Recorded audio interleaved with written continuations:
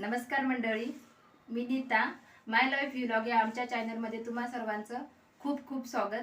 आज मी तुमच्यासोबत मटार पनीरची रेसिपी शेअर करत आहे.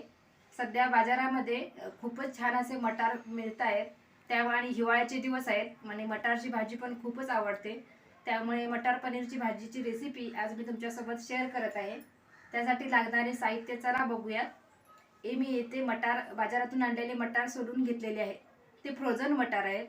ते हवं तुम्हाला वाटल्यास तुम्ही ते उकडून पण घेऊ शकता. त्यानंतर हे पनीर आहे. पनीर 250 ग्रॅम पनीर होतं, त्याचे मी छोटे तुकडे करून घेतलेले आहेत. त्यानंतर हे आहे कांदा, हा मी थोडा मोठाच कापून घेतलेला आहे. त्यानंतर हा टोमॅटो आणि बारीक चिरलेली कोथिंबीर. याचे मी मसाला बनवून घेणार आहे, मिक्सरला वाटून घेणार आहे. त्यामुळे मी ते थोडे मोठेच कापलेले आहेत.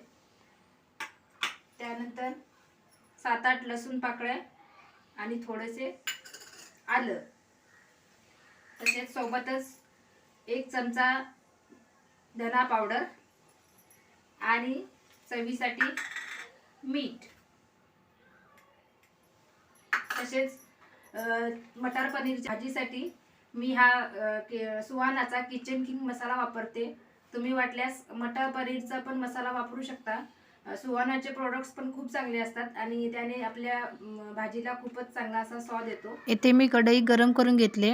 कढईमध्ये 2 ते 3 चमचे तूप टाकून घेते. त्यानंतर मी या तुपामध्ये वाटण्यासाठी लागणारा टोमॅटो, कांदा, लसूण, आलं हे सर्व पदार्थ या तुपामध्ये मी भाजून घेणार आहे.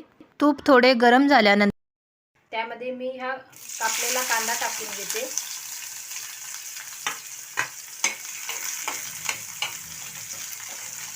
कांदा चांगला असा लाल होईपर्यंत भाजून घ्यायचा. जेव्हा कधी मी व्हेज भाज्या बनवते तेव्हा मी असाच मसाला बनवते. जसं की त्याच्यामध्ये अजून मी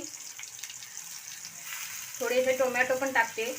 जेव्हा कधी आम्ही नॉनव्हेजचा बेत करतो तेव्हा मी टोमॅटो वापरत नाही. फक्त खोबरे, कांदा आणि बाकीचे मसाले असतात, गरम मसाले.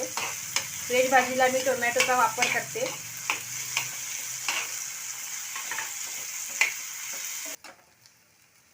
आता कांदा पण आपला छान भाजलेला आहे, लाल झालेला आहे.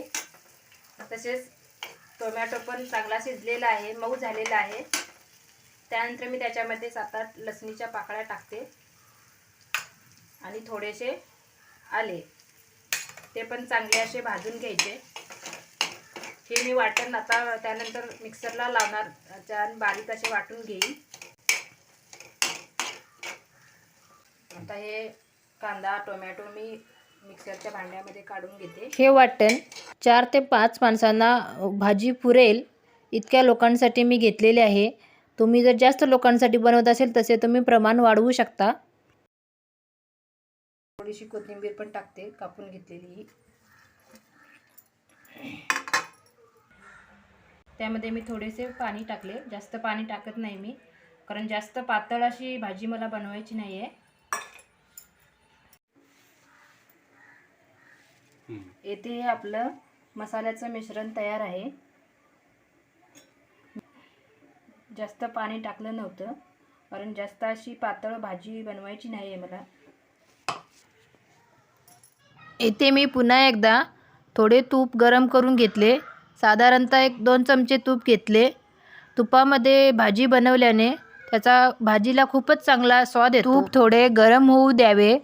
तूप थोडे गरम झाल्यानंतर मी हे वाटून घेतलेले मिश्रण टाकते.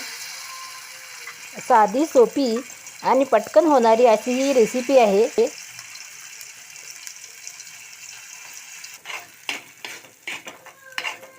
हे मिश्रण थोडे चांगले असे मिक्स करून घ्यावे.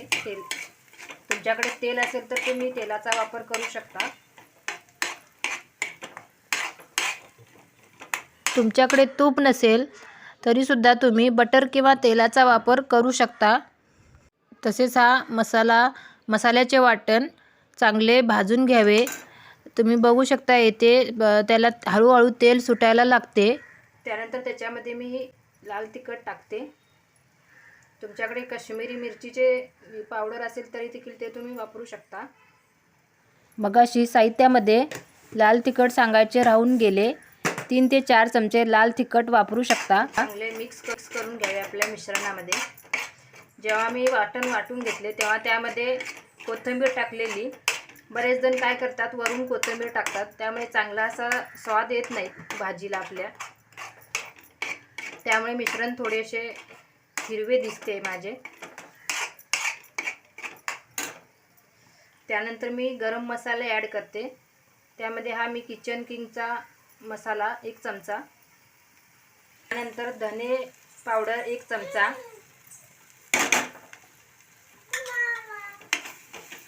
ते पण चांगले असे मिक्स करून. त्यानंतर मी या मिश्रणामध्ये थोडेसे पाणी टाकून घेते. जो मी मसाला वाटण करून घेतलेलं ते वेस्ट जाऊ नये म्हणून मी या मिक्सरच्या भांड्यामध्येच हे पाणी थोडेसे रिन्स करून ते पाणी टाकते मी.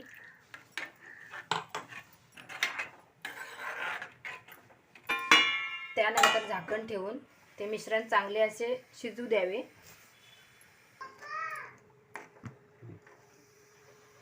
मिश्रण आपले शिजून तयार आहे. मी जास्त पाण्याचा वापर केला नाही, त्यामुळे आपले मिश्रण बाजूला उडत नाही. चवीपुरते मीठ,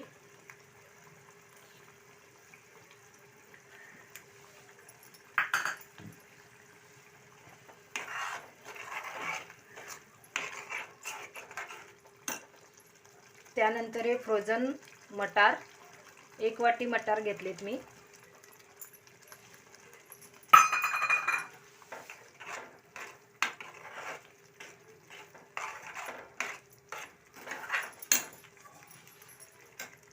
त्यानंतर झाकण ठेवून थोडे मटार शिजू द्यावे. 4 ते 5 मिनिटे शिजवून घ्यावे. हे आपले मटार छानपैकी शिजत आहेत. मस्त असा वास येतोय भाजीचा. मटार बऱ्यापैकी शिजलेले आहेत. आता मी त्याच्यामध्ये हे पनीरचे तुकडे टाकून घेते.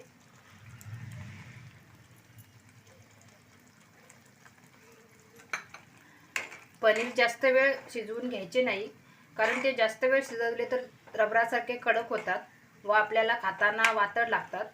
त्यामुळे 3 ते 4 मिनिटं शिजवले तरी चालेल. त्यानंतर झाकण ठेवून पनीर थोडे शिजू द्यावे. आता मस्तपैकी आपली ही मटार पनीरची भाजी तयार आहे. त्यानंतर आपण सुशोभनासाठी मी थोडीशी वरून कोथिंबीर टाकून घेते. मसाल्यामध्ये मी ऑलरेडी कोथिंबीर टाकलेली, त्यामुळे मी जास्त कोथिंबीर टाकत नाही. तुम्ही याच्यामध्ये थोडीशी साखरसुद्धा टाकू शकता, कारण वाटणामध्ये आपण टोमॅटोचा वापर केला आहे. त्याचा आंबटपणा घालवण्यासाठी साखर थोडी ॲड करू शकता. मटार पनीरची भाजी गार्लिक नान सोबत खूपच छान लागते. पण तुमच्याकडे गार्लिक नान नसेल तर तुम्ही ही भाजी चपाती किंवा आपल्या पराठ्यासोबत पण खाऊ शकता. अशा प्रकारे मटार पनीरची भाजी बनवून तयार आहे. तुम्हाला आमची रेसिपी कशी वाटली कमेंट्समध्ये कळवा आणि आमच्या चॅनलला सबस्क्राईब करा.